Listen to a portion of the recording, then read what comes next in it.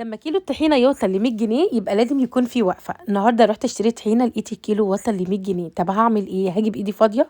لا طبعا، جبت معايا ب 10 جنيه من السمسم وب 10 جنيه فول سوداني، وقلت هعمل كميه حلوه في البيت تقضينا النهارده، وبعد كده نبدا ان احنا نعمل كميه وفيره نشيلها طبعا لشهر رمضان الكريم. كل سنه وانتم طيبين وكل الامه الاسلاميه يا رب تكون بخير. شهر مبارك علينا. يلا بقى لايك وشير واشتراك ليا بمناسبه رمضان، وما تنساش تكتبوا لي تعليق حلو من عندكم. عندي هنا جريلا على النار، بدأت ان انا احطها على النار، وهبدأ احط بقى كوب من السمسم عليها كده كوب من الفول السوداني، وتقدروا ان انتوا طبعا تضاعفوا الكمية. انا هنا هبدأ ان انا اطلع الرطوبة من الفول والسمسم، علشان في الاخر كده لما يتعمل الطحينة ما تديكيش كده ريحة وحشة او زناخة زي ما بيقولوا. هنبدأ بس ان احنا نطلع الرطوبة منها، بحيث ان انا امسكها بايديا كده، ابدأ ان انا السخونة بتاعتها تكون ايدي طايقاها. هنقلبها كده لمدة 10 دقايق، وبعد كده هنبدأ بقى نجيب الكبة بتاعتنا. ممكن تعمليها في الكبة عادي جدا، ممكن تعمليها طبعا في المطحنة. لكن طبعا هنا الكبة الصغيرة ما خدتش مني الكمية دي كلها، فبدأت ان انا اعملها في المطحنة بتاعة الخلاط. طبعا انا عملتها على مرتين، هتبقى عاملة شبه الرملة المبلولة بالشكل اللي انتوا شايفينه ده.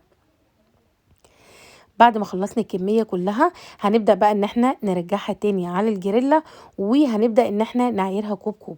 هي طبعا كوبين اتنين مش اكتر من كده، مهما طحناها وزودناها وشقلبناها هي كده كده كوبين.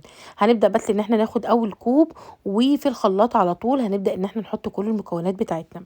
اخدت اول كوب بالشكل ده، ونبدأ بقى ان احنا نضيف عليه حوالي 3/4 كوب من الزيت، واهم حاجة نوع الزيت يبقى نوع نضيف، علشان الطعم طبعا بيفرق جدا. قلبناهم مع بعض كويس جدا زي ما انتم شايفين، وبدأت ان انا اطحنها حلو قوي لحد ما ادتني الكمية اللي انتم شايفينها دي. ممكن كمان نحط معلقتين كبار من الدقيق، بيديها طعم حلو جدا، او نحط رغيف عيش من العيش اللي هو الشامي او العيش البلدي بتاعنا، ونطحنه مع بعض، فكمان لونه كمان هيبقى متغير.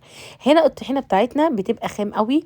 طبعا انا عاملاها خفيفه، لما بترقد معاكي يوم بتتقل جدا، وتقدري ان انت تطلعي منها كميه وفيره. بعد كده تبداي ان انت تحطيها بقى ببطرمانات، وتضاعفي الكميه تحطيها في الفريزر او في التلاجة، وتخرجي منها وتزودي زي ما انت حابه.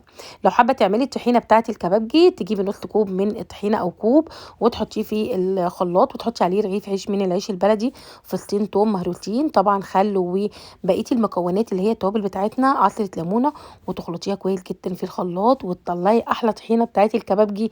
لايك بقى وشير واشتراك ليا لو عجبكم الفيديو. كل سنه وانتم طيبين، وكل الامه الاسلاميه تكون يا رب تكون بخير.